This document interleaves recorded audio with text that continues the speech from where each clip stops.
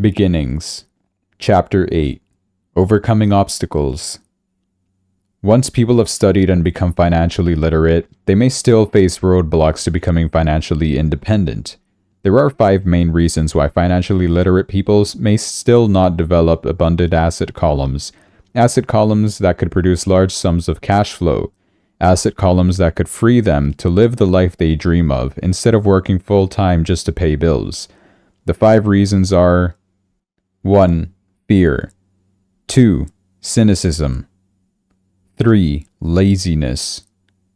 4. Bad habits. 5. Arrogance. Reason number 1. Overcoming the fear of losing money. I have never met anyone who really likes losing money, and in all my years, I have never met a rich person who has never lost money. But I have met a lot of poor people who have never lost a dime. Investing, that is. The fear of losing money is real. Everyone has it, even the rich. But it's not fear that is the problem. It's how you handle fear. It's how you handle losing. It's how you handle failure that makes the difference in one's life. That goes for anything in life, not just money. The primary difference between a rich person and a poor person is how they handle that fear. It's okay to be fearful. It's okay to be a coward when it comes to money. You can still be rich. We're all heroes at something and cowards at something else. My friend's wife is an emergency room nurse. When she sees blood, she flies into action. When I mention investing, she runs away. When I see blood, I don't run, I pass out. My rich dad understood phobias about money. Some people are terrified of snakes. Some people are terrified about losing money. Both are phobias, he would say. So his solution to the phobia of losing money was this little rhyme: if you hate risk and worry, start early. That's why banks recommend savings as a habit when you're young. If you start young, it's easy to be rich. I won't go into it here, but there is a large difference between a person who starts saving at age 20 versus age 30, a staggering difference. It is said that one of the wonders of the world is the power of compound interest. The purchase of Manhattan Island is said to be one of the greatest bargains of all time. New York was purchased for $24 in trinkets and beads, yet if that $24 had been invested at 8% annually, that $24 would have been worth more than $28 trillion by 1995. Manhattan could be repurchased with money left over to buy much of LA, especially at 1995's real estate prices. My neighbor works for a major computer company. He has been there 25 years. In 5 more years, he will leave the company with $4 million in his 401k retirement plan. It is invested mostly in high-growth mutual funds, which he will convert to bonds and government securities. He'll only be 55 when he gets out, and he will have a passive cash flow of over $300,000 a year, more than he makes from his salary. So it can be done even if you hate losing or hate risk, but you must start early and definitely set up a retirement plan, and you should hire a financial planner you trust to guide you before investing in anything. But what if you don't have much time left, or would like to retire early? How do you handle the fear of losing money? My poor dad did nothing. He simply avoided the issue, refusing to discuss the subject. My rich dad, on the other hand, recommended that I think like a Texan. I like Texas and Texans, he used to say. In Texas, everything is bigger. When Texans win, they win big. And when they lose, it's spectacular. They like losing? I asked. That's not what I'm saying. Nobody likes losing. Show me a happy loser and I'll show you a loser, said Rich Dad. It's Texans' attitude toward risk, reward, and failure I'm talking about. It's how they handle life. They live it big. Not like most of the people around here living like roaches when it comes to money. Roaches terrified that someone will shine a light on them, whimpering when the grocery clerk shortchanges them a quarter. Rich Dad went on to explain. What I like best is the Texas attitude. They are proud when they win, and they brag when they lose. Texans have a saying, if you're going to go broke, go big. You don't want to admit you went broke over a duplex. Most people around here are so afraid of losing they don't have a duplex to go broke with. He constantly told Mike and me that the greatest reason for lack of financial success was because most people played it too safe. People are so afraid of losing that they lose, were his words.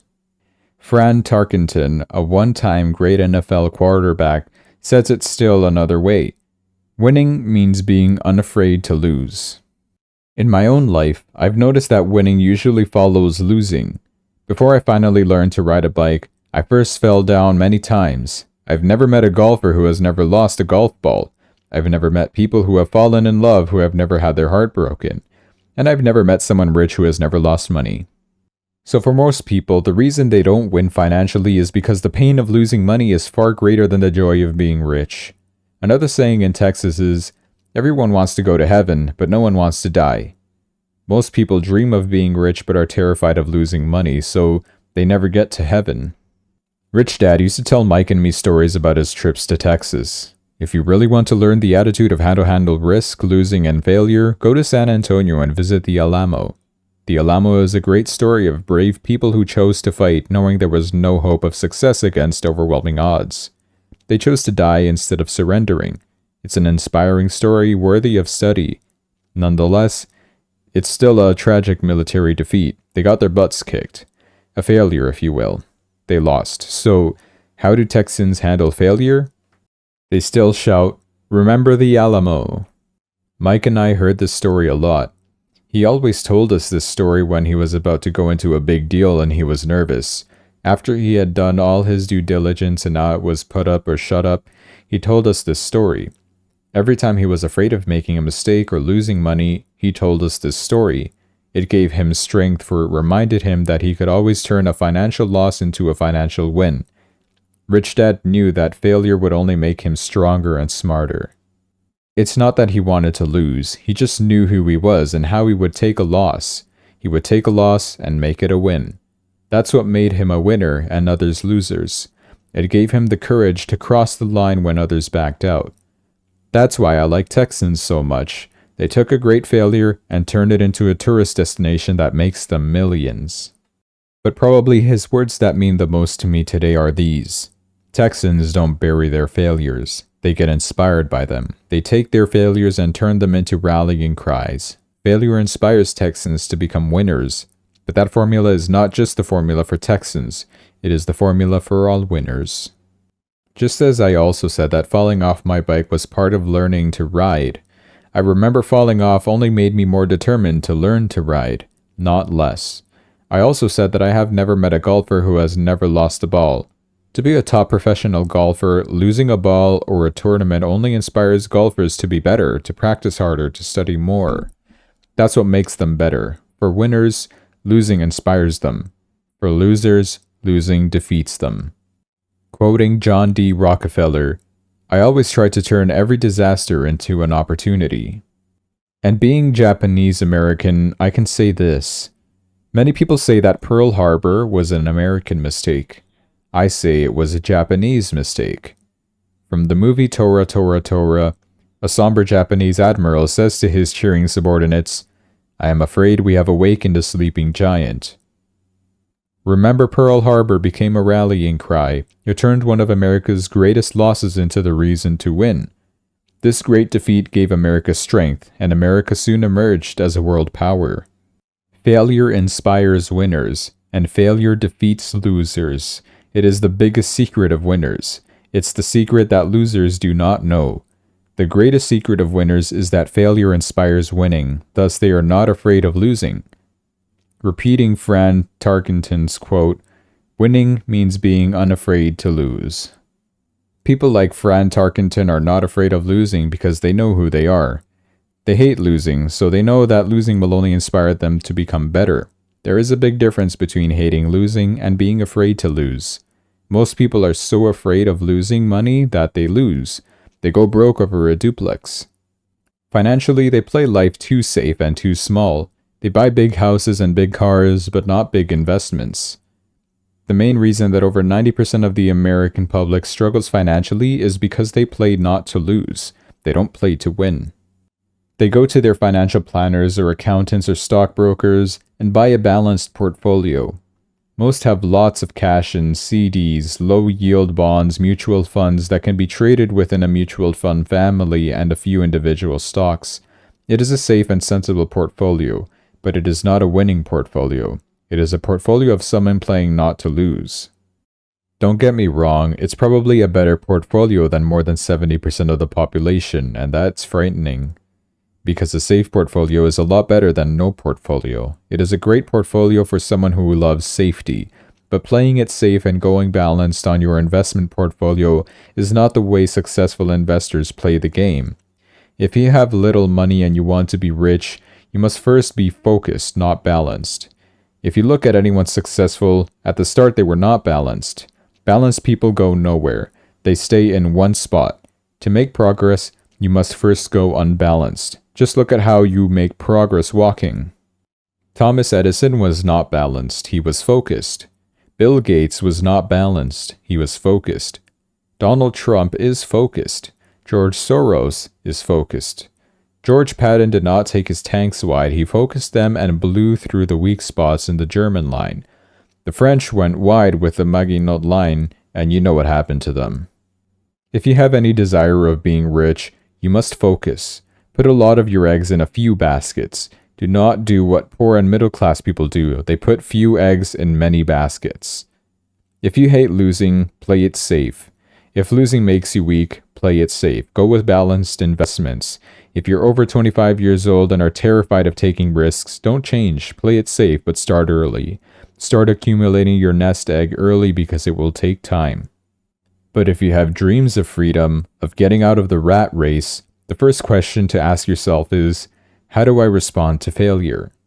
If failure inspires you to win, maybe you should go for it, but only maybe.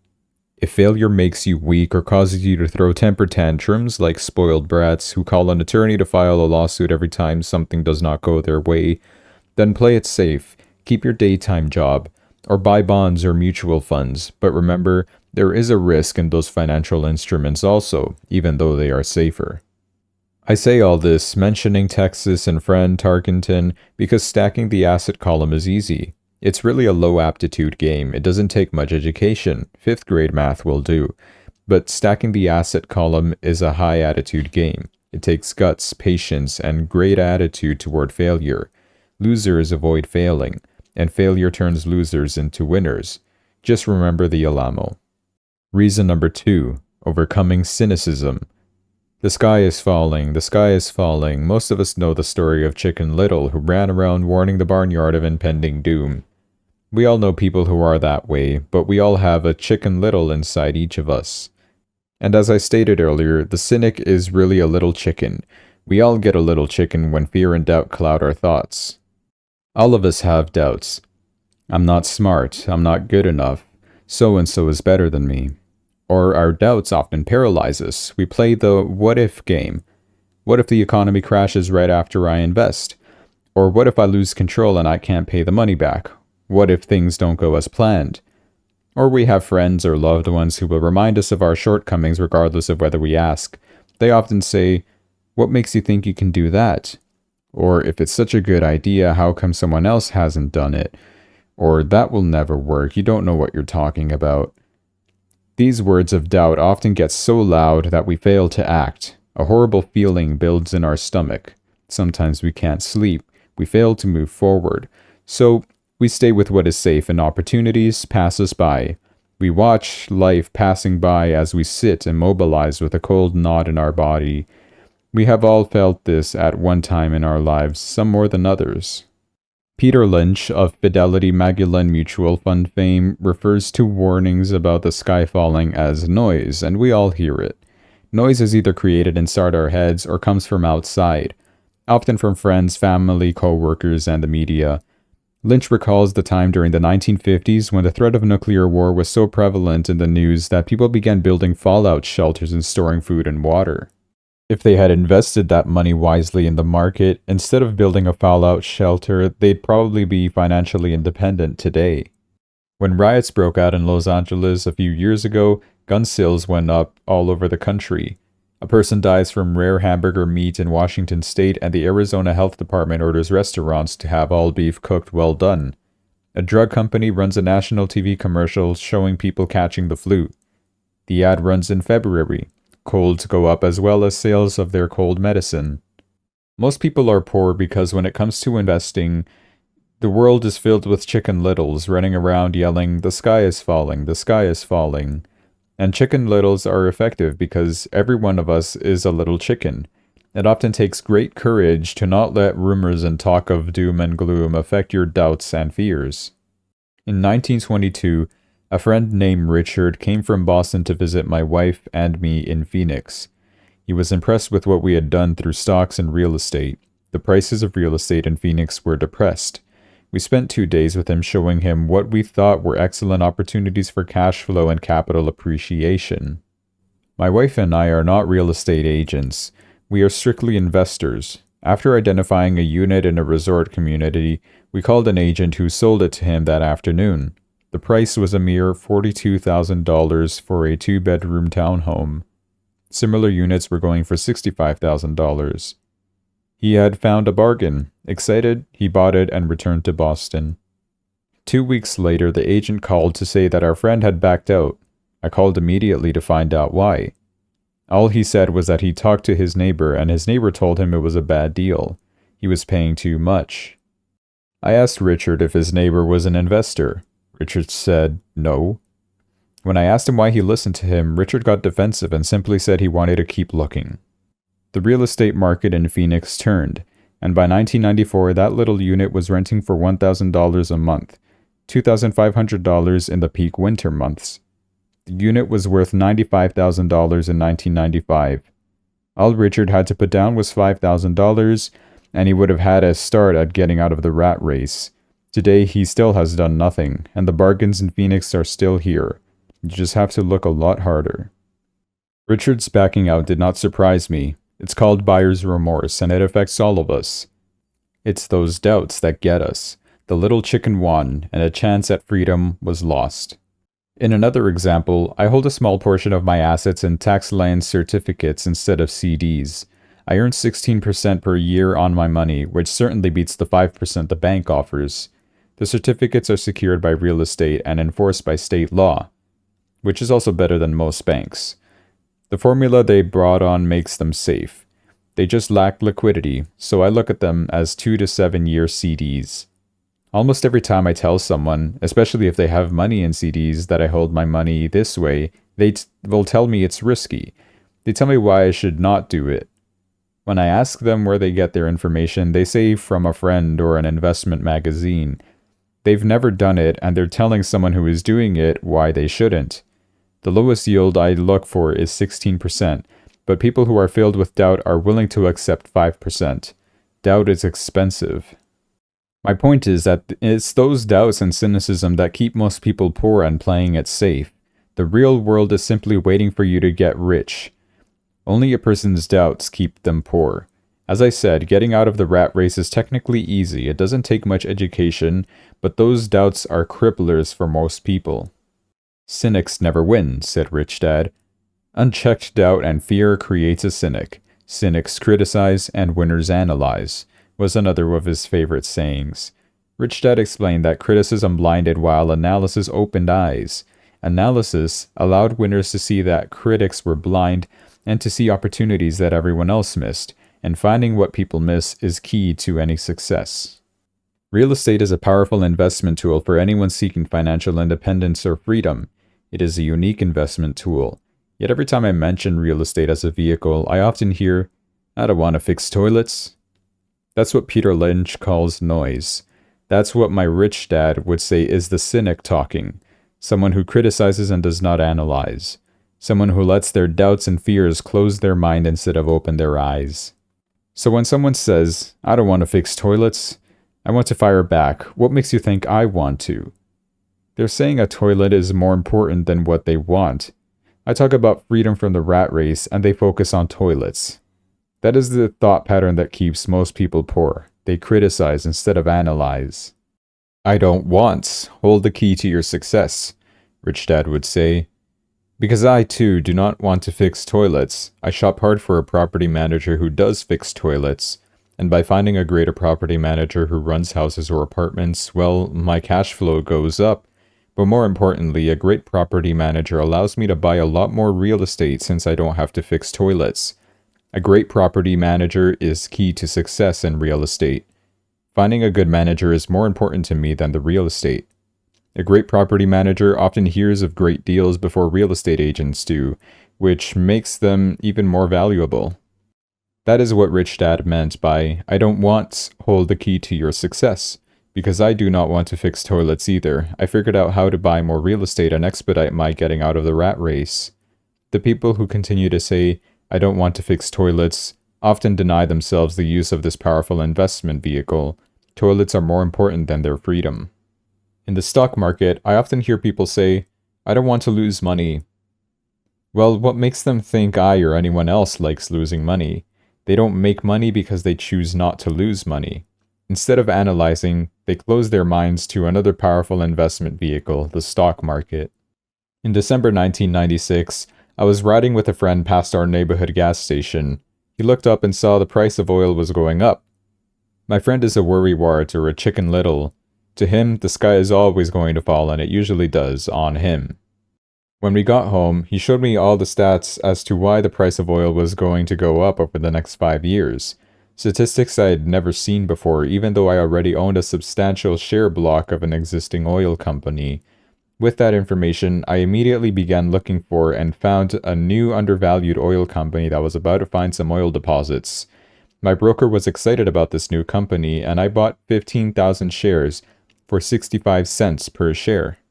In February 1997, this same friend and I drove by the same gas station, and sure enough, the price per gallon had gone up nearly 15%. Again, the chicken little worried and complained. I smiled because in January 1997, that little oil company hit oil, and those 15,000 shares went up to more than $3 per share since he had first given me the tip. And the price of gas will continue to go up if what my friend says is true.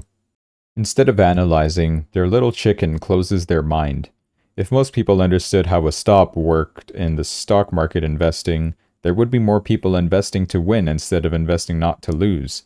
A stop is simply a computer command that sells your stock automatically if the price begins to drop, helping to minimize your losses and maximize some gains. It's a great tool for those who are terrified of losing. So whenever I hear people focusing on their "I don't want" rather than what they do want, I know the noise in their head must be loud. Chicken Little has taken over their brain and is yelling, "The sky is falling and toilets are breaking." So they avoid their don't wants, but they pay a huge price. They may never get what they want in life. Rich Dad gave me a way of looking at Chicken Little.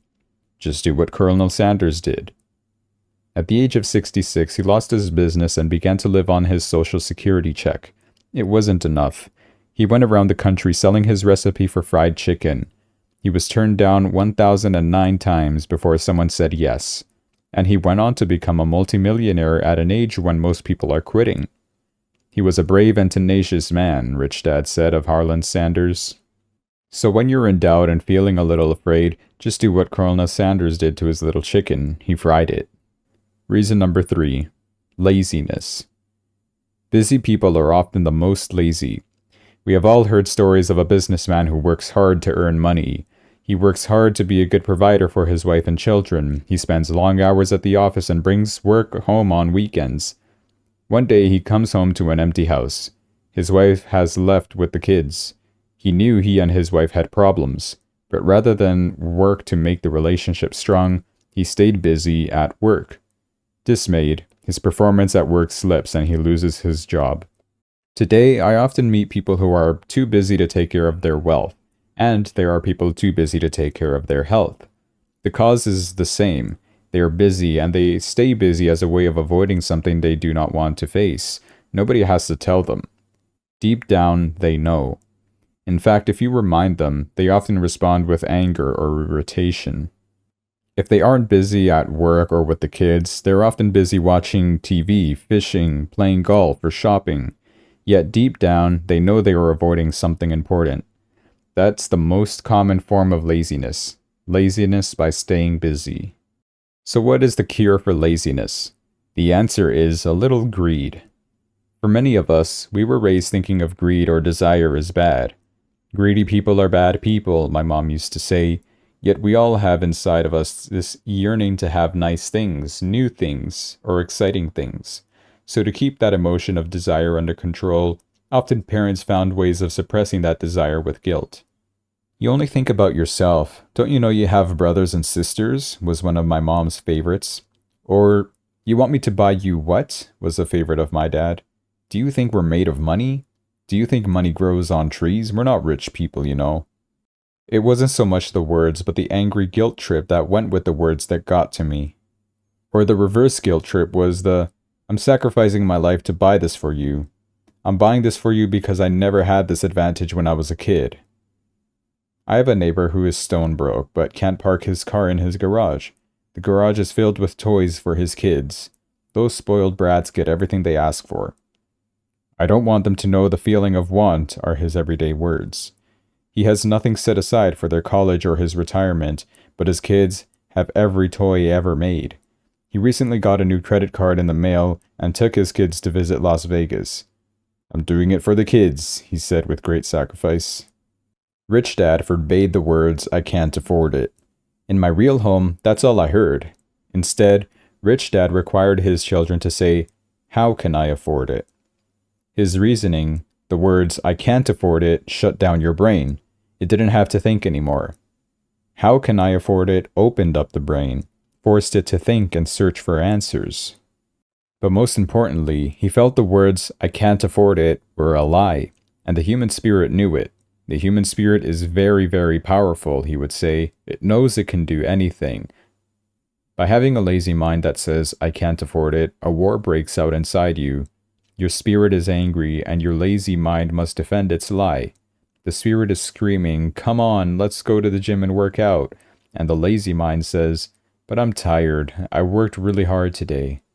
Or the human spirit says, I'm sick and tired of being poor. Let's get out there and get rich.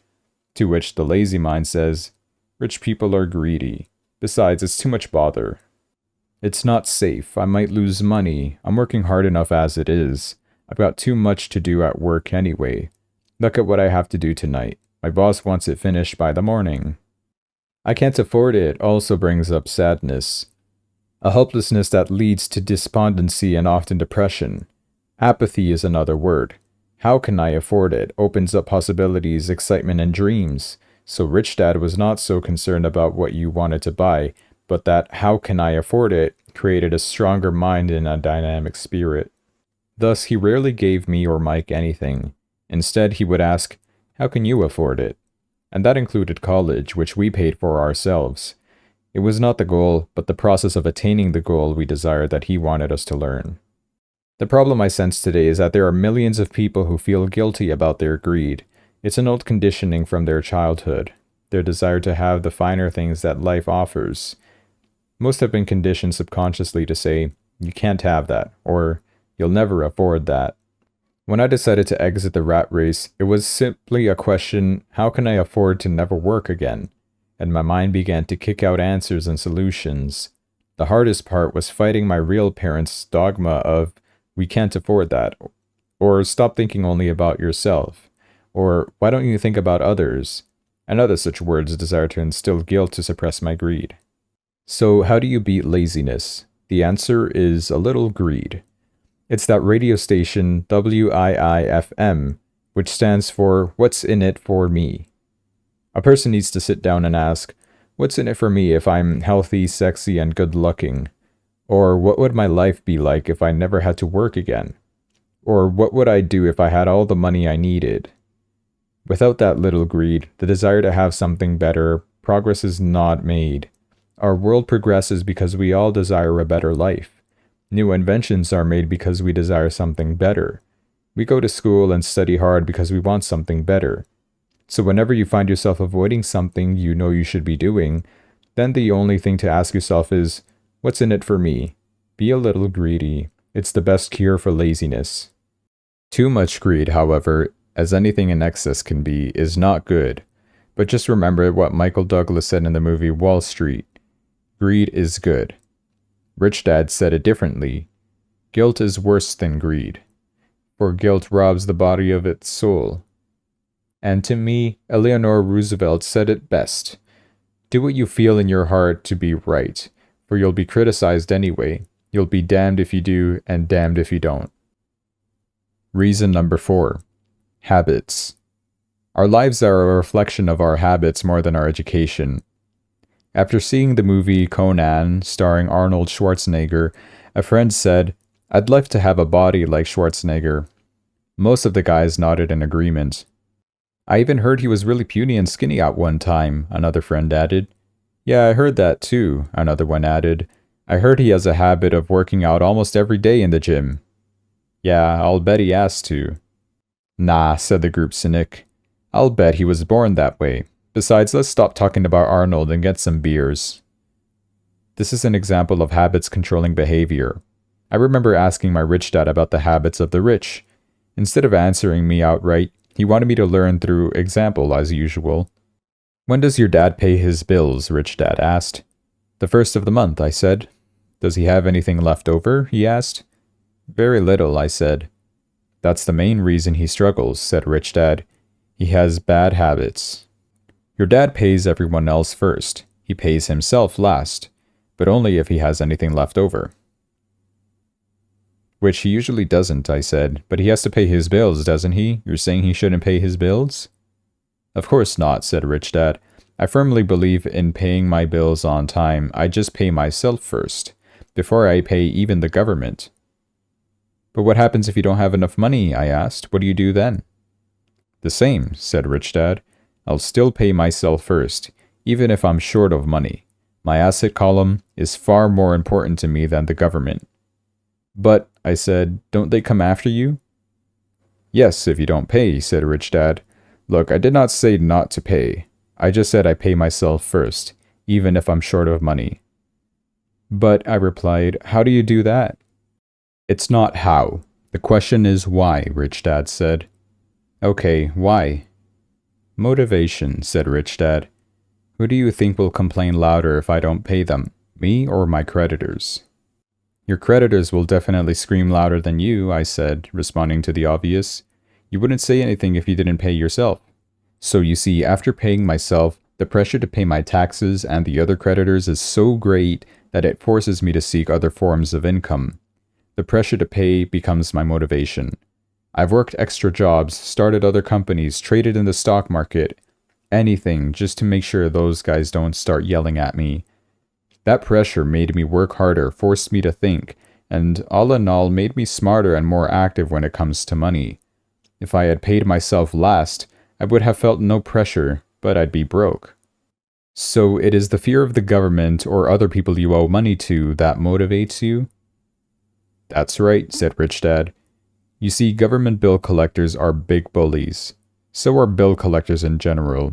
Most people give in to these bullies. They pay them and never pay themselves. You know the story of the 96-pound weakling who gets sand kicked in his face? I nodded. I see that ad for weightlifting and bodybuilding lessons in the comic books all the time. Well, most people let the bullies kick sand in their faces. I decided to use the fear of the bully to make me stronger. Others get weaker. Forcing myself to think about how to make extra money is like going to the gym and working out with weights. The more I work my mental money muscles out, the stronger I get. Now, I'm not afraid of those bullies. I liked what Rich Dad was saying.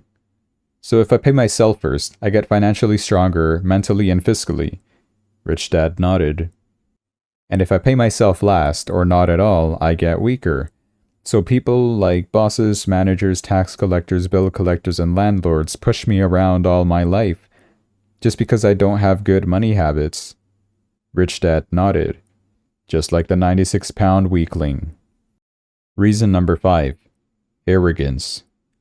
Arrogance is ego plus ignorance. What I know makes me money. What I don't know loses me money. Every time I have been arrogant, I have lost money. Because when I'm arrogant, I truly believe that what I don't know is not important, Rich Dad would often tell me. I have found that many people use arrogance to try to hide their own ignorance. It often happens when I'm discussing financial statements with accountants or even other investors. They try to bluster their way through the discussion. It is clear to me that they don't know what they're talking about. They're not lying, but they are not telling the truth. There are many people in the world of money, finances, and investments who have absolutely no idea what they're talking about. Most people in the money industry are just spouting off sales pitches like used car salesmen. When you know you are ignorant in a subject, start educating yourself by finding an expert in the field or find a book on the subject. Chapter 9. Getting Started. I wish I could say acquiring wealth was easy for me, but it wasn't. So in response to the question, how do I start? I offer the thought process I go through on a day-by-day basis. It really is easy to find great deals, I promise you that. It's just like riding a bike. After a little wobbling, it's a piece of cake. But when it comes to money, it's the determination to get through the wobbling that's a personal thing. To find million-dollar deals of a lifetime requires us to call on our financial genius. I believe that each of us has a financial genius within us. The problem is, our financial genius lies asleep, waiting to be called upon. It lies asleep because our culture has educated us into believing that the love of money is the root of all evil. It has encouraged us to learn a profession so we can work for money, but failed to teach us how to have money work for us. It taught us not to worry about our financial future. Our company or the government would take care of us when our working days are over. However, it is our children, educated in the same school system, who will end up paying for it. The message is still to work hard, earn money, and spend it, and when we run short, we can always borrow more. Unfortunately, 90% of the Western world subscribes to the above dogma simply because it's easier to find a job and work for money. If you are not one of the masses, I offer you the following 10 steps to awaken your financial genius. I simply offer you the steps I have personally followed. If you want to follow some of them, great. If you don't, make up your own. Your financial genius is smart enough to develop its own list.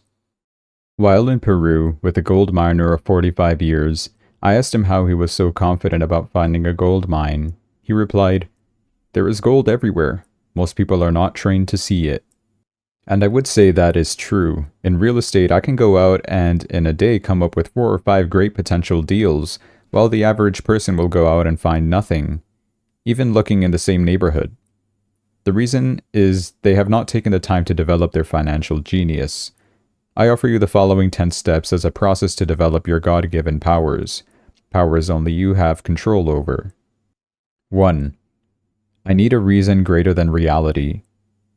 The power of spirit.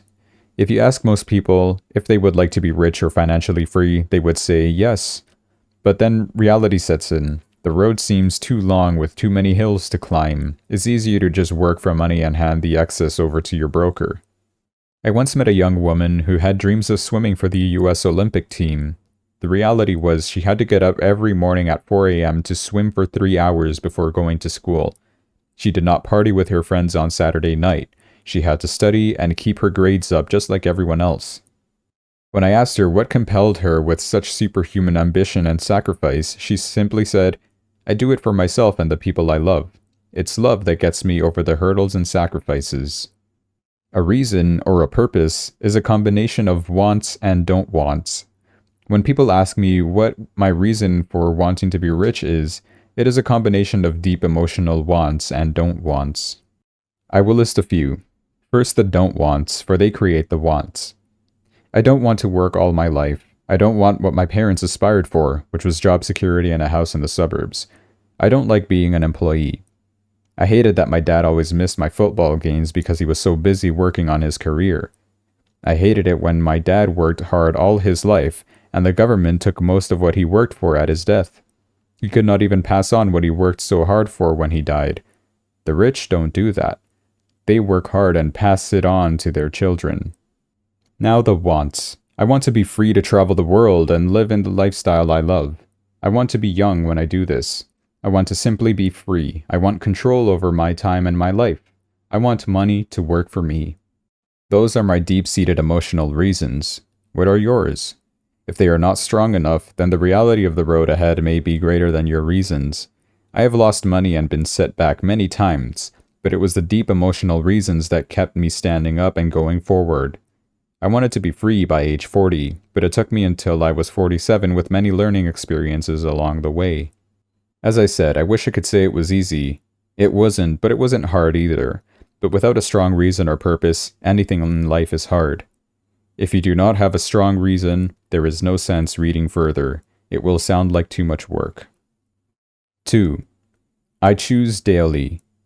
The power of choice. That is the main reason people want to live in a free country. We want the power to choose.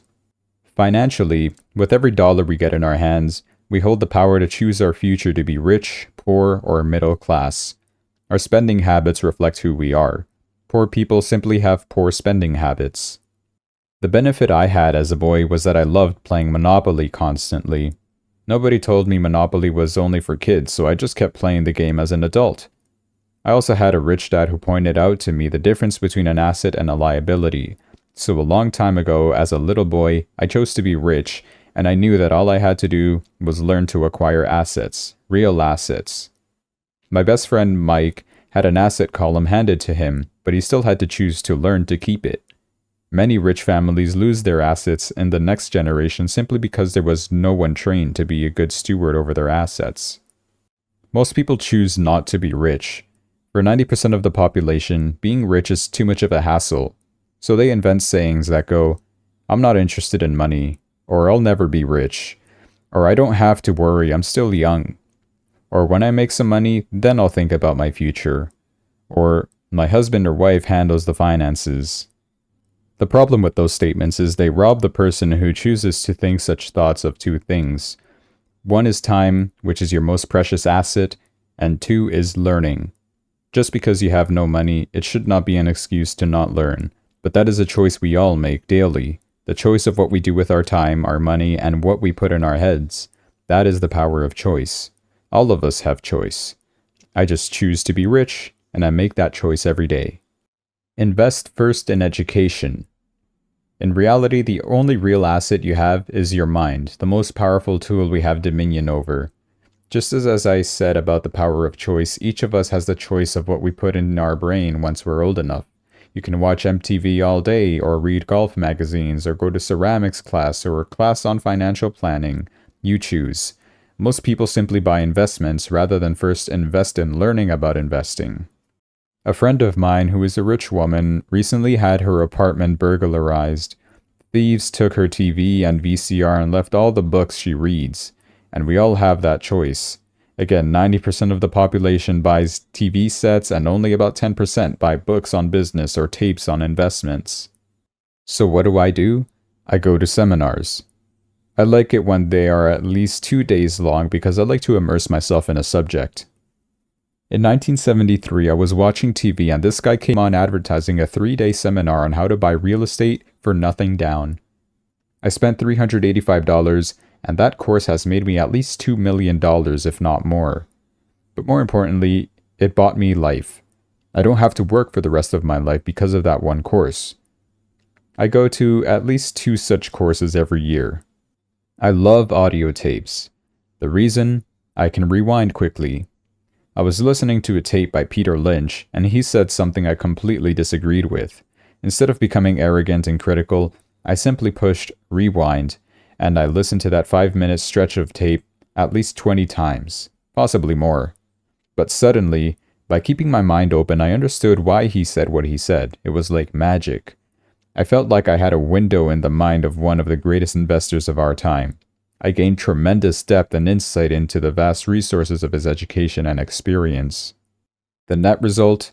I still have the old way I used to think, and I have Peter's way of looking at the same problem or situation. I have 2 thoughts instead of one. One more way to analyze a problem or trend, and that is priceless.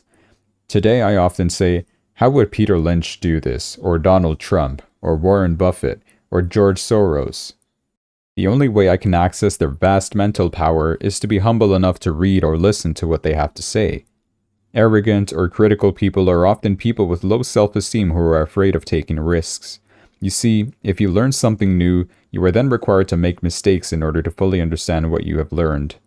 If you have read this far, arrogance is not one of your problems. Arrogant people rarely read or buy tapes. Why should they?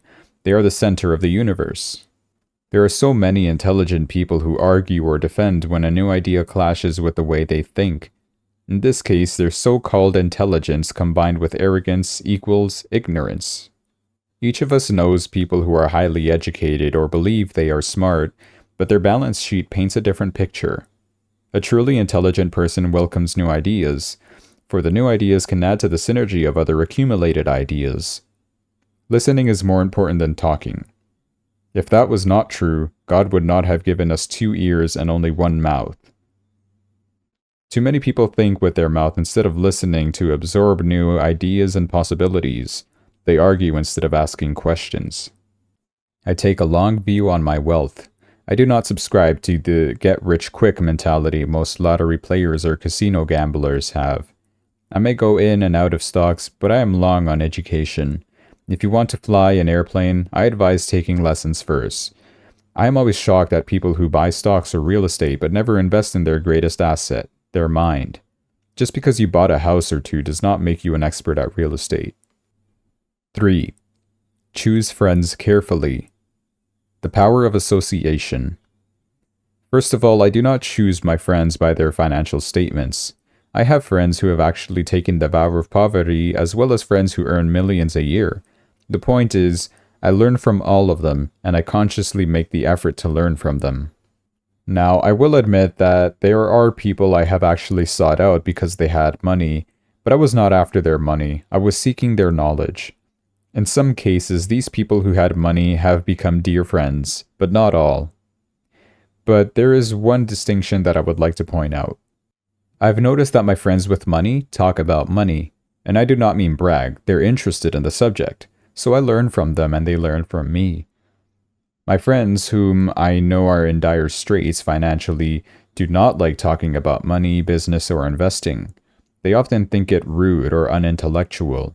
So I also learn from my friends who struggle financially. I find out what not to do. I have several friends who have generated over $1 billion in their short lifetimes. The 3 of them report the same phenomenon. Their friends who have no money have never come to them to ask them how they did it, but they do come asking for one of 2 things, or both. 1, a loan, or 2, a job. A warning. Don't listen to poor or frightened people. I have such friends and I love them dearly, but they're the Chicken Littles of life. When it comes to money, especially investments, the sky is always falling. They can tell you why something won't work. The problem is, people listen to them, but people who blindly accept doom and gloom information are also Chicken Littles. As that old saying goes, chickens of a feather agree together. If you watch CNBC, which is a goldmine of investment information, they often have a panel of so-called experts. One expert will say the market is going to crash, and the other will say it's going to boom. If you're smart, you listen to both. Keep your mind open because both have valid points. Unfortunately, most poor people listen to Chicken Little. I have had more close friends try to talk me out of a deal or an investment. A few years ago, a friend told me he was excited because he found a 6% certificate of deposit. I told him I earned 16% from the state government. The next day, he sent me an article about why my investment was dangerous. I have received 16% for years now, and he still receives 6%. I would say that one of the hardest things about wealth building is to be true to yourself and be willing to not go along with the crowd. For in the market, it's usually the crowd that shows up late and is slaughtered. If a great deal is on the front page, it's too late in most instances. Look for a new deal. As we used to say as surfers, there's always another wave. People who hurry and catch a wave late usually are the ones who wipe out. Smart investors don't time markets. If they miss a wave, they search for the next one and get themselves in position. Why this is hard for most investors is because buying what is not popular is frightening to them. Timid investors are like sheep going along with the crowd, or their greed gets them in when wise investors have already taken their profits and moved on. Wise investors buy an investment when it's not popular. They know their profits are made when they buy, not when they sell. They wait patiently. As I said, they do not time the market. Just like a surfer, they get in position for the next big swell. It's all insider trading. There are forms of insider trading that are illegal, and there are forms of insider trading that are legal. But either way, it's insider trading. The only distinction is how far away from the inside are you. The reason you want to have rich friends who are close to the inside is because that is where the money is made. It's made on information. You want to hear about the next boom, get in and get out before the next bust. I'm not saying do it illegally, but the sooner you know, the better your chances are for profits with minimal risk. That is what friends are for. and that is financial intelligence. 4. Master a formula and then learn a new one. The power of learning quickly. In order to make bread, every baker follows a recipe, even if it's only held in their head. The same is true for making money. That's why money is often called dough. Most of us have heard the saying, "You are what you eat." I have a different slant on the same saying. I say, "You become what you study." In other words, be careful what you study and learn, because your mind is so powerful that you become what you put in your head. For example, if you study cooking, you then tend to cook. You become a cook. If you don't want to be a cook anymore, then you need to study something else. Let's say a school teacher. After studying teaching, you often become a teacher, and so on. Choose what you study carefully. When it comes to money, the masses generally have one basic formula they learned in school, and that is work for money. The formula I see that is predominant in the world is that every day millions of people get up and go to work, earn money, pay bills, balance checkbooks, buy some mutual funds, and go back to work. That is the basic formula or recipe. If you're tired of what you're doing, or you're not making enough, it's simply a case of changing the formula via which you make money. Years ago when I was 26, I took a weekend class called How to Buy Real Estate Foreclosures. I learned a formula. The next trick was to have the discipline to actually put into action what I had learned. That is where most people stop. For 3 years, while I was working for Xerox, I spent my spare time learning to master the art of buying foreclosures. I've made several $1 million using that formula, but today it's too slow and too many other people are doing it. So after I mastered that formula, I went in search of other formulas. For many of the classes, I did not use the information I learned directly, but I always learned something new. I have attended classes designed for only derivative traders, also a class for commodity option traders, and a class for chaologists. I was way out of my league being in a room full of people with doctorates in nuclear physics and space science, yet I learned a lot that made my stock and real estate investing more meaningful and lucrative. Most junior colleges and community colleges have classes on financial planning and buying of traditional investments. They are great places to start.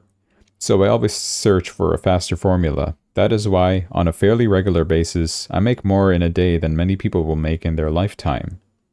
Another side note, in today's fast-changing world, it's not so much what you know anymore that counts, because often what you know is old. It's how fast you learn. That skill is priceless. It's priceless in finding faster formulas, recipes if you will, for making dough. Working hard for money is an old formula born in the day of cavemen. 5. Pay yourself first. The power of self-discipline. If you cannot get control of yourself, do not try to get rich. You might first want to join the Marine Corps or some religious order so you can get control of yourself. It makes no sense to invest, make money, and blow it. It is the lack of self-discipline that causes most lottery winners to go broke soon after winning millions.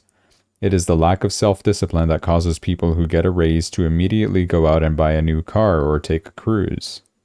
It is difficult to say which of the 10 steps is the most important, but of all the steps, this step is probably the most difficult to master if it is not already part of your makeup. I would venture to say that it is the lack of personal self-discipline that is the number one delineating factor between the rich, the poor, and the middle class. Simply put, people who have low self-esteem and low tolerance for financial pressure can never, and I mean never, be rich.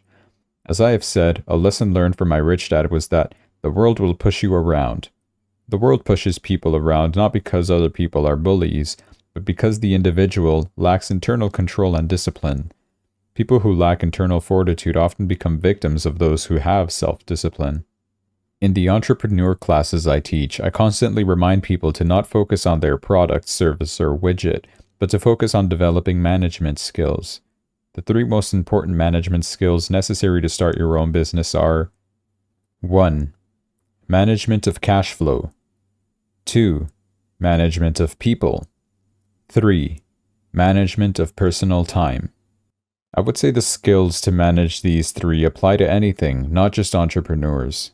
The 3 matter in the way you live your life as an individual, or as part of a family, a business, charitable organization, a city, or a nation. Each of these skills is enhanced by the mastery of self-discipline. I do not take the saying, pay yourself first, lightly. The Richest Man in Babylon by George Clason is where the statement, pay yourself first, comes from. Millions of copies have been sold, but while millions of people freely repeat that powerful statement, few follow the advice. As I said, financial literacy allows one to read numbers, and numbers tell the story. By looking at a person's income statement and balance sheet, I can readily see if people who spout the words pay yourself first actually practice what they preach. A picture is worth 1,000 words, so let's again compare the financial statements of people who pay themselves first against someone who doesn't. People who pay themselves first. Study the diagrams and notice if you can pick up some distinctions. Again, it has to do with understanding cash flow, which tells the story. Most people look at the numbers and miss the story. If you can truly begin to understand the power of cash flow, you will soon realize what is wrong with the picture on the next page, or why 90% of most people work hard all their lives and need government support like Social Security when they are no longer able to work. Do you see it? The diagram above reflects the actions of an individual who chooses to pay himself first. Each month, they allocate money to their asset column before they pay their monthly expenses. Although millions of people have read Clason's book and understand the words pay yourself first, in reality they pay themselves last. Now I can hear the howls from those of you who sincerely believe in paying your bills first, and I can hear all the responsible people who pay their bills on time. I'm not saying be irresponsible and not pay your bills. All I'm saying is do what the book says, which is pay yourself first. And the diagram above is the correct accounting picture of that action, not the one that follows. Someone who pays everyone else first. Often there is nothing left. My wife and I have had many bookkeepers and accountants and bankers who have had a major problem with this way of looking at pay yourself first. The reason is that these financial professionals actually do what the masses do, which is pay themselves last. They pay everyone else first. There have been months in my life when, for whatever reason, cash flow was far less than my bills. I still paid myself first. My accountant and bookkeepers screamed in panic. They're going to come after you, the IRS is going to put you in jail, you're going to ruin your credit rating, they'll cut off the electricity. I still paid myself first. Why, you ask? Because that's what the story, The Richest Man in Babylon, was all about. The power of self-discipline and the power of internal fortitude.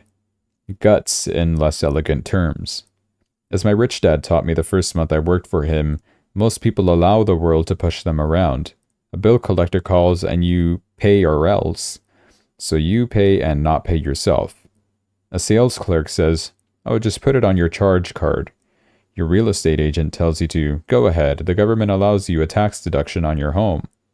That is what the book is really about. Having the guts to go against the tide and get rich. You may not be weak, but when it comes to money, many people get wimpy. I'm not saying be irresponsible. The reason I don't have high credit card debt and doodad debt is because I want to pay myself first. The reason I minimize my income is because I don't want to pay the government. That is why, for those of you who have watched the video, The Secrets of the Rich, my income comes from an asset column through a Nevada corporation. If I work for money, the government takes it.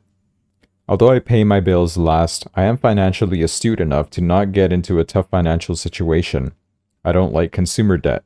I actually have liabilities that are higher than 99% of the population, but I don't pay for them. Other people pay for my liabilities. They're called tenants. So rule number 1 in paying yourself first is don't get into debt in the first place. Although I pay my bills last, I set it up to have only small unimportant bills that I will have to pay. Secondly, when I occasionally come up short, I still pay myself first. I let the creditors and even the government scream. I like it when they get tough. Why? Because those guys do me a favor. They inspire me to go out and create more money. So I pay myself first, invest the money, and let the creditors yell. I generally pay them right away anyway. My wife and I have excellent credit. We just don't cave into the pressure and spend our savings or liquidate stocks to pay for consumer debt. That is not too financially intelligent. So the answer is 1. Don't get into large debt positions that you have to pay for. Keep your expenses low. Build up assets first. Then buy a big house or a nice car.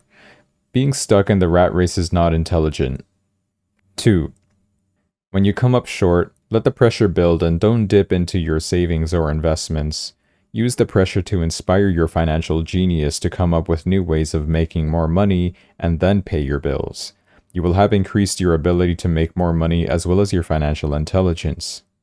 So many times I've gotten into financial hot water and used my brain to create more income, while staunchly defending the assets in my asset column. My bookkeeper has screamed and dived for cover, but I was like a good trooper defending the fort. Fort assets. Poor people have poor habits.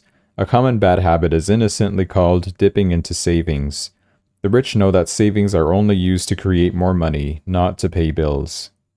I know that sounds tough, but as I said, if you're not tough inside, the world will always push you around anyway. If you do not like financial pressure, then find a formula that works for you. A good one is to cut expenses, put your money in the bank, pay more than your fair share of income tax, buy safe mutual funds, and take the vow of the average.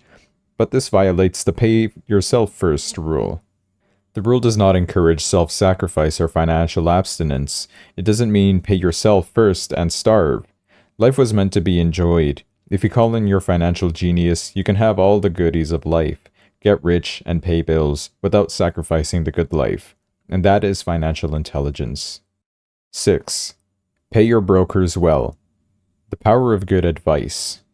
I often see people posting a sign in front of their house that says, "For sale by owner," or I see on TV today many people claiming to be discount brokers. My rich dad taught me to take the opposite tack. He believed in paying professionals well, and I have adopted that policy also. Today, I have expensive attorneys, accountants, real estate brokers, and stockbrokers. Why? Because if, and I do mean if, the people are professionals, their services should make you money. And the more money they make, the more money I make. We live in the information age. Information is priceless. A good broker should provide you with information as well as take the time to educate you. I have several brokers who are willing to do that for me. Some taught me when I had little or no money, and I am still with them today. What I pay a broker is tiny in comparison with what kind of money I can make because of the information they provide. I love it when my real estate broker or stockbroker makes a lot of money, because it usually means I made a lot of money. A good broker saves me time in addition to making me money, as when I bought the piece of vacant land for $9,000 and sold it immediately for over $25,000 so I could buy my Porsche quicker. A broker is your eyes and ears to the market. They are there every day so I do not have to be. I'd rather play golf. Also, people who sell their house on their own must not value their time much. Why would I want to save a few bucks when I could use that time to make more money or spend it with those I love? What I find funny is that so many poor and middle-class people insist on tipping restaurant, help 15 to 20% even for bad service, and complain about paying a broker 3 to 7%. They enjoy tipping people in the expense column and stiffing people in the asset column. That is not financially intelligent. All brokers are not created equal. Unfortunately, most brokers are only salespeople.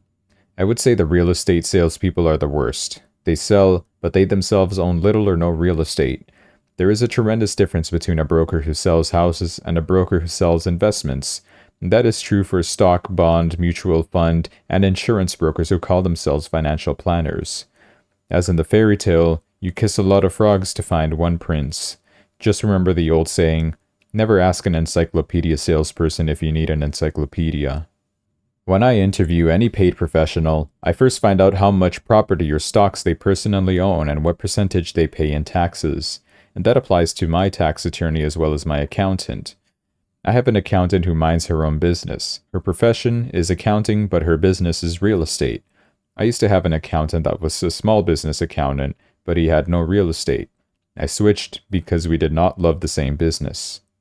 Find a broker who has your best interests at heart. Many brokers will spend the time educating you, and they could be the best asset you find. Just be fair, and most of them will be fair to you. If all you can think about is cutting their commissions, then why should they want to be around you? It's just simple logic. As I said earlier, one of the management skills is the management of people. Many people only manage people they feel smarter than, and they have the power over, such as subordinates in a work situation. Many middle managers remain middle managers, failing to get promoted because they know how to work with people below them, but not with people above them. The real skill is to manage and pay well the people who are smarter than you in some technical area. That is why companies have a board of directors. You should have one too. And that is financial intelligence. 7. Be an Indian giver. This is the power of getting something for nothing. When the first white settlers came to America, they were taken aback by a cultural practice some American Indians had. For example, if a settler was cold, the Indian would give the person a blanket. Mistaking it for a gift, the settler was often offended when the Indian asked for it back. The Indians also got upset when they realized the settlers did not want to give it back. That is where the term Indian giver came from, a simple cultural misunderstanding. In the world of the asset column, being an Indian giver is vital to wealth. The sophisticated investor's first question is, how fast do I get my money back? They also want to know what they get for free, also called a piece of the action. That is why the ROI, or return of and on investment, is so important. For example, I found a small condominium a few blocks from where I live that was in foreclosure. The bank wanted $60,000 and I submitted a bid for $50,000, which they took simply because, along with my bid, was a cashier's check for $50,000. They realized I was serious. Most investors would say, "Aren't you tying up a lot of cash? Would it not be better to get a loan on it?" The answer is, not in this case. My investment company uses this as a vacation rental in the winter months when the snowbirds come to Arizona, and rent it for $2,500 a month for 4 months out of the year. For rental during the off-season, it rents for only $1,000 a month. I had my money back in about 3 years. Now, I own this asset which pumps money out for me month in and month out. The same is done with stocks. Frequently, my broker will call me and recommend I move a sizable amount of money into the stock of a company that he feels is just about to make a move that will add value to the stock, like announcing a new product. I will move my money in for a week to a month while the stock moves up. Then, I pull my initial dollar amount out and stop worrying about the fluctuations of the market, because my initial money is back and ready to work on another asset. So my money goes in, and then it comes out, and I own an asset that was technically free. True, I have lost money on many occasions, but I only play with money I can afford to lose. I would say on average, 10 investments, I hit home runs on 2 or 3, while 5 or 6 do nothing, and I lose on 2 or 3. But I limit my losses to only the money I have in at that time. For people who hate risk, they put their money in the bank. And in the long run, savings are better than no savings. But it takes a long time to get your money back, and in most instances, you don't get anything for free with it. They used to hand out toasters, but they rarely do that these days. On every one of my investments, there must be an upside, something for free. A condominium, a mini storage, a piece of free land, a house, stock shares, office building. And there must be limited risk or a low-risk idea. There are books devoted entirely to this subject that I will not get into here. Ray Kroc of McDonald's fame sold hamburger franchises not because he loved hamburgers, but because he wanted the real estate under the franchise for free. So, wise investors must look at more than ROI. It's the assets you get for free once you get your money back. That is financial intelligence. 8. Assets buy luxuries. The power of focus. A friend's child has been developing a nasty habit of burning a hole in his pocket. Just 16, he naturally wanted his own car. The excuse: all his friends' parents gave their kids cars. The child wanted to go into his savings and use it for a down payment. That was when his father called me. "Do you think I should let him do it, or should I just do as other parents do and just buy him a car?" To which I answered, "It might relieve the pressure in the short term, but what have you taught him in the long term? Can you use this desire to own a car and inspire your son to learn something?" Suddenly, the lights went on and he hurried home. 2 months later, I ran into my friend again. "Does your son have his new car?" I asked. "No, he doesn't, but I went and handed him $3,000 for the car. I told him to use my money instead of his college money." "Well, that's generous of you," I said. "Not really. The money came with a hitch. I took your advice of using a strong desire to buy a car and used that energy so he could learn something. So what was the hitch, I asked. Well, first we broke out your game again, cash flow. We played it and had a long discussion about the wise use of money. I then gave him a subscription to the Wall Street Journal and a few books on the stock market. Then what, I asked. What was the catch? I told him the $3,000 was his, but he could not directly buy a car with it. He could use it to buy and sell stocks, find his own stockbroker, and once he has made $6,000 with the $3,000, the money would be his for the car, and the $3,000 would go into his college fund. And what are the results, I asked. Well, he got lucky early in his trading, but lost all he gained a few days later. Then he really got interested. Today, I would say he is down $2,000, but his interest is up. He has read all the books I bought him, and he's gone to the library to get more. He reads the Wall Street Journal voraciously, watching for indicators, and he watches CNBC instead of MTV. He's only got $1,000 left, but his interest and learning are sky high. He knows that if he loses that money, he walks for 2 more years.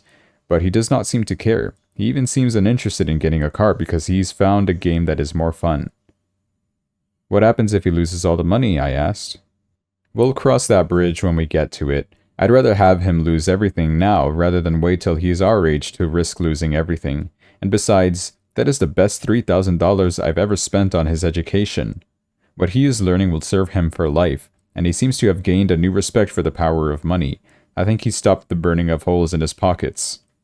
As I said in the section, pay yourself first. If a person cannot master the power of self-discipline, it is best not to try to get rich.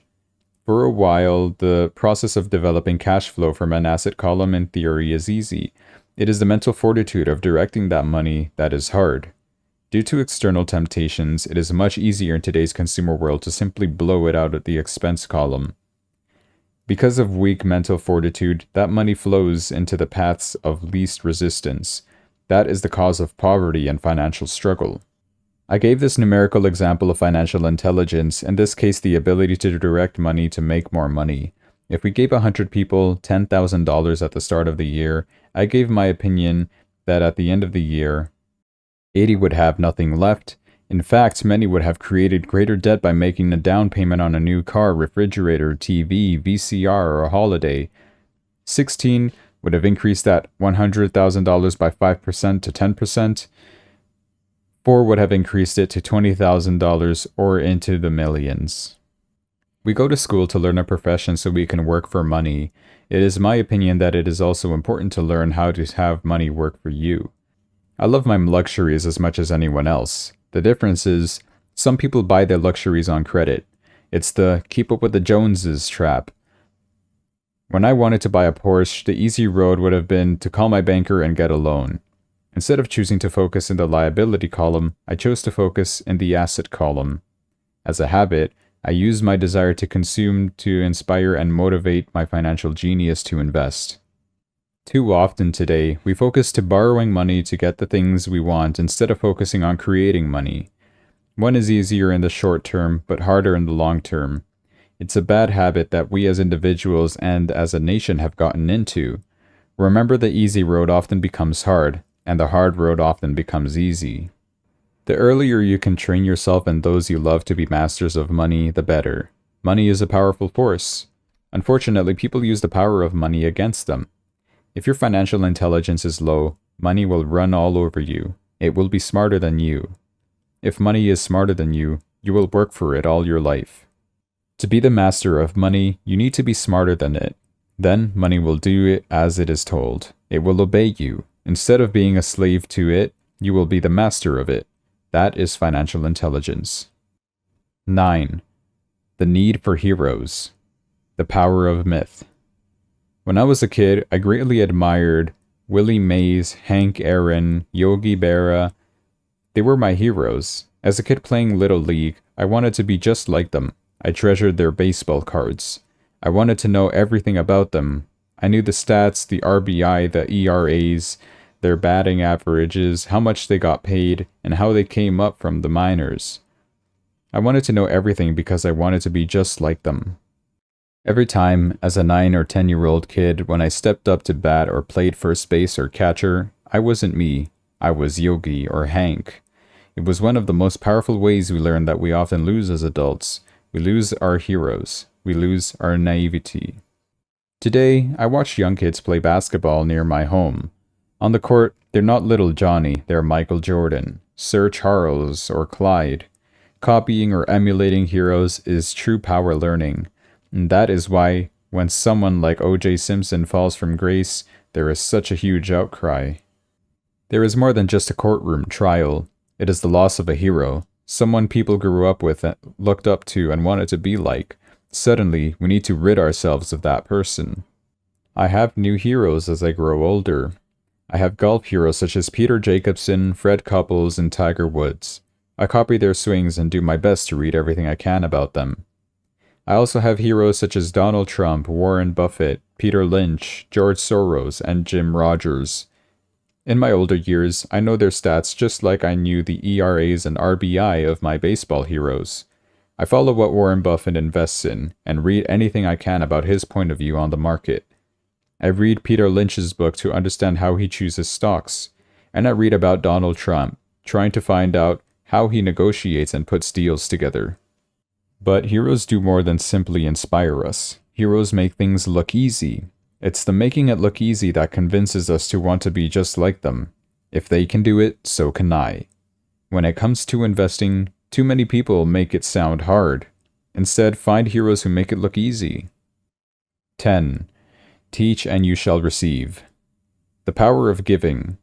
Both of my dads were teachers. My rich dad taught me a lesson I have carried all my life, and that was the necessity of being charitable or giving.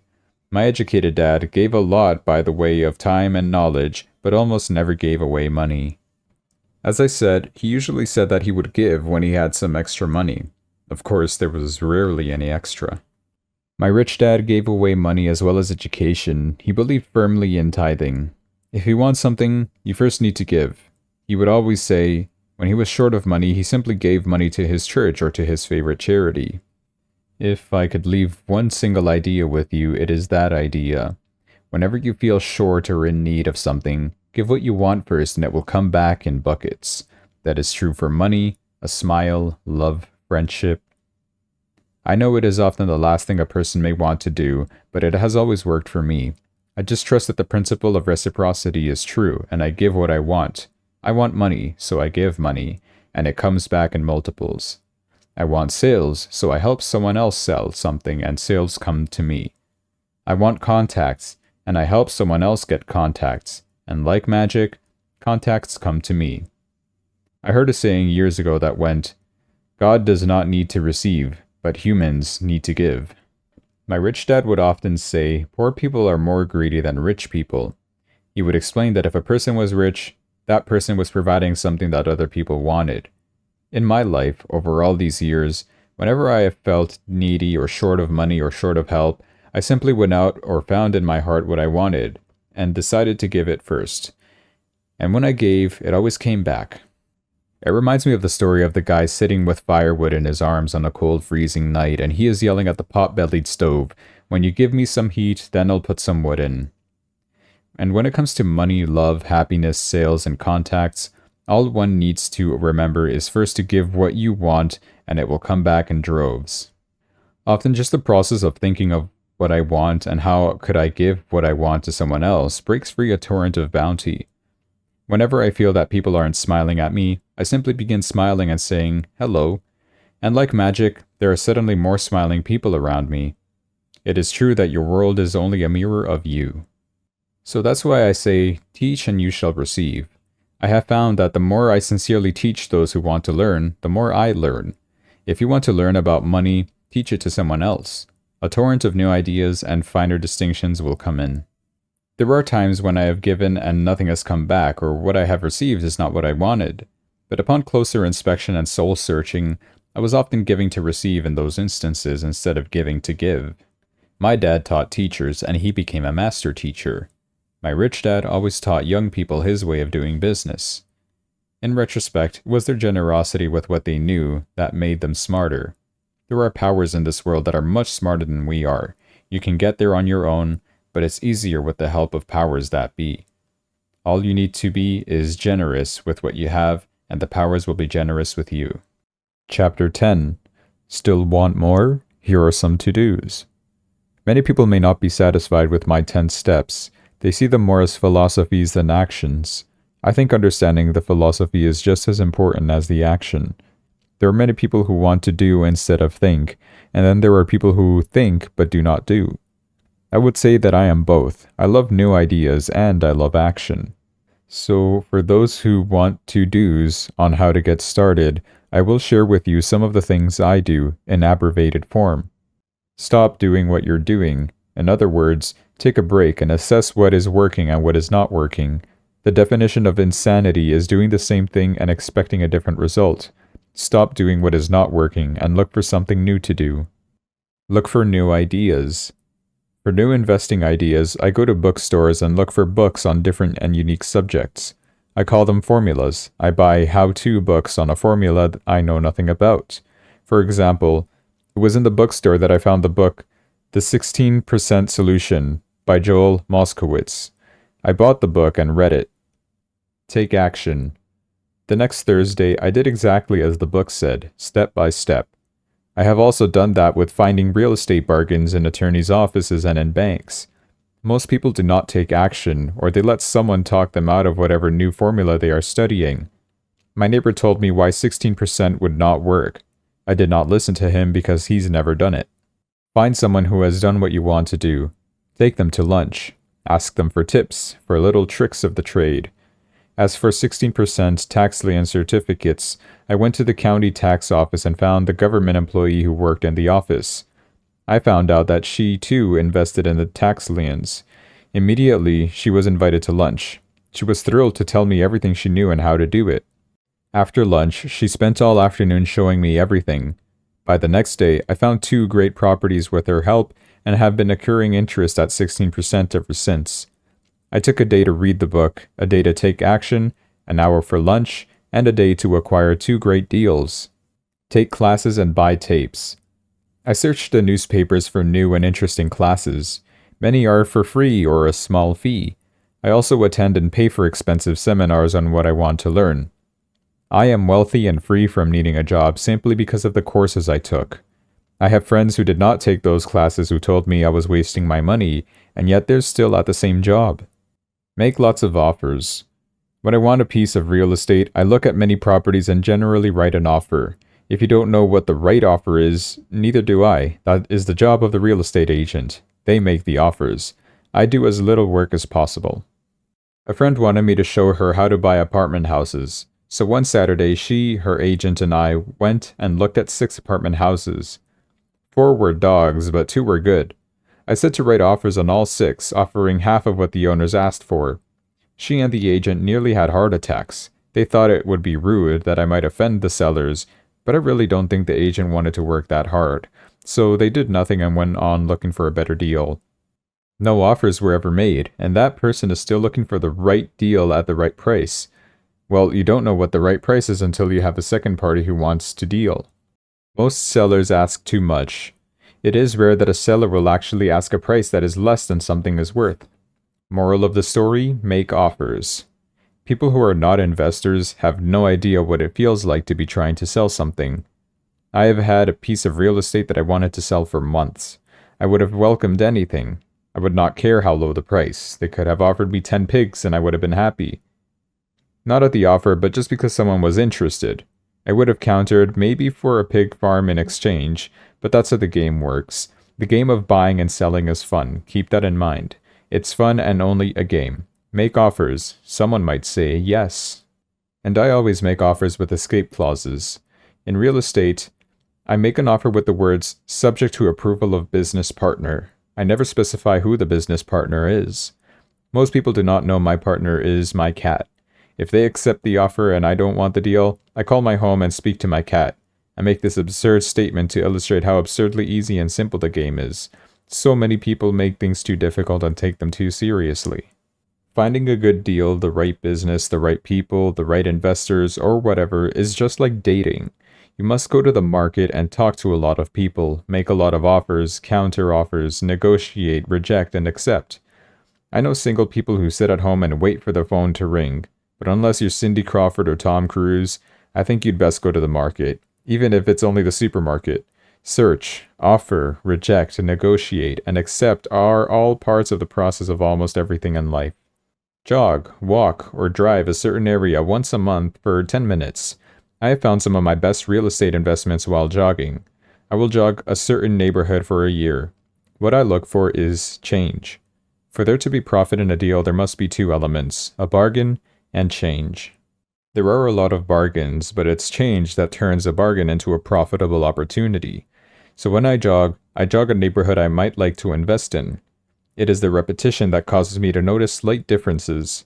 I notice real estate signs that are up for a long time. This means the seller might be more agreeable to a deal. I watch for moving trucks going in or out. I stop and talk to the drivers. I talk to the postal carriers. It's amazing how much information they acquire about an area. I find a bad area, especially an area that the news has scared everyone away from. I drive for sometimes a year waiting for signs of something changing for the better. I talk to retailers, especially new ones, and find out why they're moving in. It takes only a few minutes a month, and I do it while doing something else, like exercising or going to and from the store. As for stocks, I like Peter Lynch's book, Beating the Street, for his formula for selecting stocks that grow in value. I have found that the principles of finding value are the same regardless if it's real estate, stocks, mutual funds, new companies, a new pet, a new home, a new spouse, or a bargain on laundry detergent. The process is always the same. You need to know what you're looking for and then go look for it. Why consumers will always be poor. When the supermarket has a sale on, say, toilet paper, the consumer runs in and stocks up.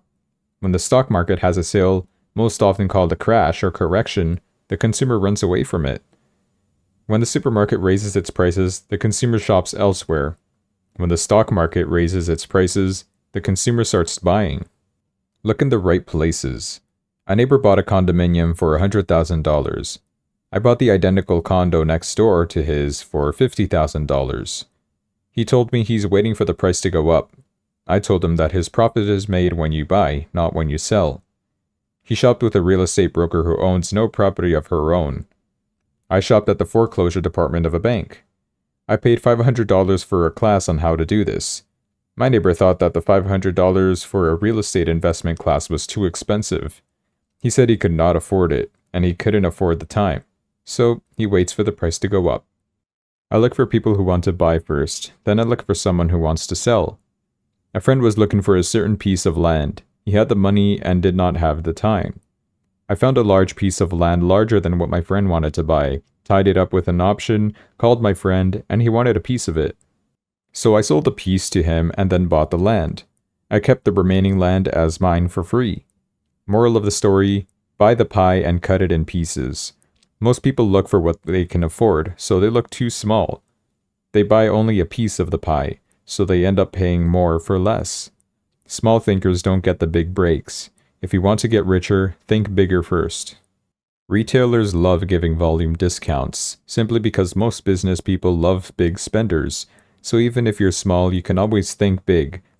When my company was in the market for computers, I called several friends and asked them if they were ready to buy also. We then went to different dealers and negotiated a great deal because we wanted to buy so many. I have done the same with stocks. Small people remain small because they think small, act alone, or don't act at all. Learn from history. All the big companies on the stock exchange started out as small companies. Colonel Sanders did not get rich until after he lost everything in his 60s. Bill Gates was one of the richest men in the world before he was 30. Action always beats inaction. These are just a few of the things I have done and continue to do to recognize opportunities. The important words being done and do. As repeated many times throughout the book, you must take action before you can receive the financial rewards. Act now. Epilogue. How to pay for a child's college education for only $7,000. As the book draws to a close and approaches publication, I would like to share a final thought with you. The main reason I wrote this book was to share insights into how increased financial intelligence can be used to solve many of life's common problems. Without financial training, we all too often use the standard formulas to get through life, such as to work hard, save, borrow, and pay excessive taxes. Today we need better information. I use the following story as a final example of a financial problem that confronts many young families today. How do you afford a good education for your children and provide for your own retirement? It is an example of using financial intelligence instead of hard work to achieve the same goal. A friend of mine was gripping one day about how hard it was to save money for his 4 children's college education. He was putting $300 away in a mutual fund each month and had so far accumulated about $12,000. He estimated he needed $400,000 to get 4 children through college. He had 12 years to save for it, since his oldest child was then 6 years of age. The year was 1991, and the real estate market in Phoenix was terrible. People were giving houses away. I suggested to my classmate that he buy a house with some of the money in his mutual fund. The idea intrigued him, and we began to discuss the possibility. His primary concern was that he did not have the credit with the bank to buy another house, since he was so overextended. I assured him that there were other ways to finance a property other than through a bank. We looked for a house for 2 weeks, a house that would fit all the criteria we were looking for. There was a lot to choose from, so the shopping was kind of fun. Finally, we found a 3-bedroom, 2-bath home in a prime neighborhood. The owner had been downsized and needed to sell that day because he and his family were moving to California, where another job waited. He wanted $102,000, but we offered only $79,000. He took it immediately. The home had on it what is called a non-qualifying loan, which means even a bum without a job could buy it without a banker's approval. The owner owed $72,000, so all my friend had to come up with was $7,000, the difference in price between what was owed and what it sold for. As soon as the owner moved, my friend put the house up for rent. After all expenses were paid, including the mortgage, he put about $125 in his pocket each month.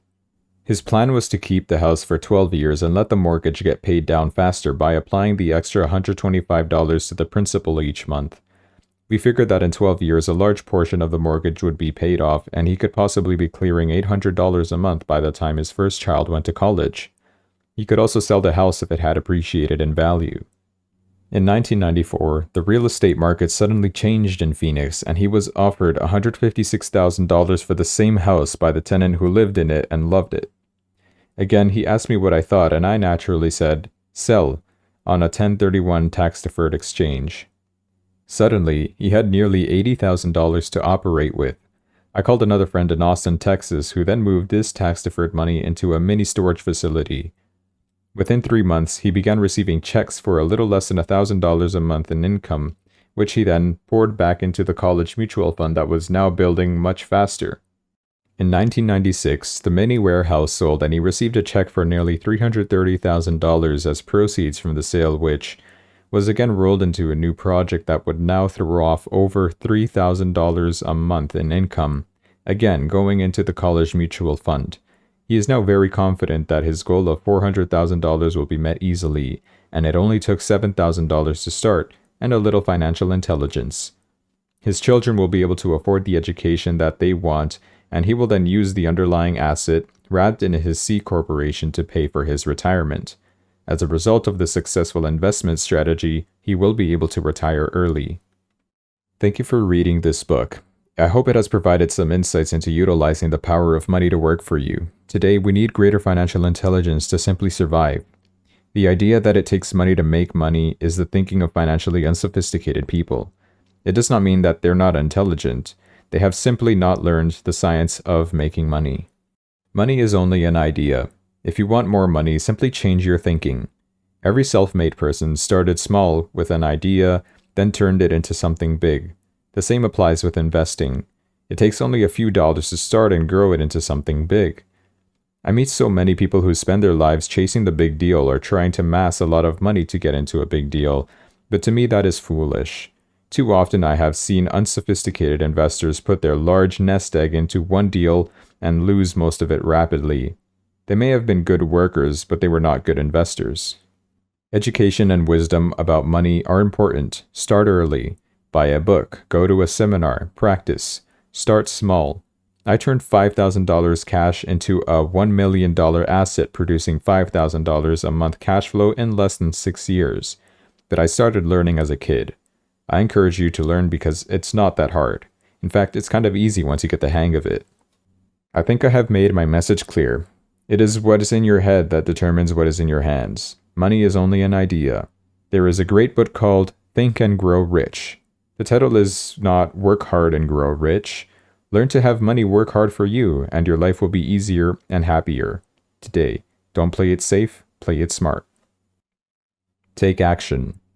All of you were given two great gifts, your mind and your time. It is up to you to do what you please with both. With each dollar bill that enters your hand, you and only you have the power to determine your destiny. Spend it foolishly, you choose to be poor. Spend it on liabilities, you join the middle class. Invest in your mind and learn how to acquire assets, and you will be choosing wealth as your goal and your future. The choice is yours and only yours. Every day with every dollar, you decide to be rich, poor, or middle class. Choose to share this knowledge with your children, and you choose to prepare them for the world that awaits. No one else will. You and your children's future will be determined by choices you make today, not tomorrow. We wish you great wealth and much happiness with this fabulous gift called life. Robert Kiyosaki, Sharon Lechter.